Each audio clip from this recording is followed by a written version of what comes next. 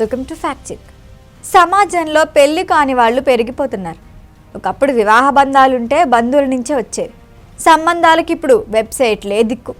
ఆ వెబ్సైట్ల నుంచి ఎన్ని మోసాలు జరుగుతున్నాయో చెప్పాల్సిన పని లేదు. ఇలా మోసపోయిన ఒకరు shaadi.com పై కేసు వేశారు.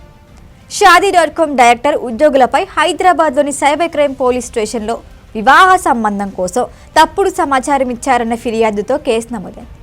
మోసపూరిత ప్రకటనలు, మతపరమైన వివక్ష కూడా చూపించారని ఫిర్యాదు చేసిన వ్యక్తి చెప్తున్నారు. shaadi.com ద్వారా వచ్చిన ప్రొఫైల్లో తప్పుడు సమాచారం ఉందని, దీనివల్ల తాను మోసపోయాననేది ప్రాథమిక అభియోగం. ఈ ఫిర్యాదు ఆధారంగా shaadi.com పై డైరెక్టర్ అనుపమ్ మిత్తల్ సహా కొంతమంది ఉద్యోగులపై సైబర్ క్రైమ్ పోలీసులు ఎఫ్ఐఆర్ నమోదు చేశారు. ఈ ఎఫ్ఐఆర్లో భారతీయ శిక్షా స్మృతి కింద పలు సెక్షన్లు మరియు ఇన్ఫర్మేషన్ టెక్నాలజీ చట్టం కింద కొన్ని సెక్షన్లు చేర్చారు. తమపై నమోదైన ఎఫ్ఐఆర్ను కొట్టేయాలని కోరుతూ తెలంగాణ హైకోర్టులో పిటిషన్ దాఖలు చేశారు shaadi.com. హైకోర్టు ఈ పిటిషన్ని తిరస్కరించింది.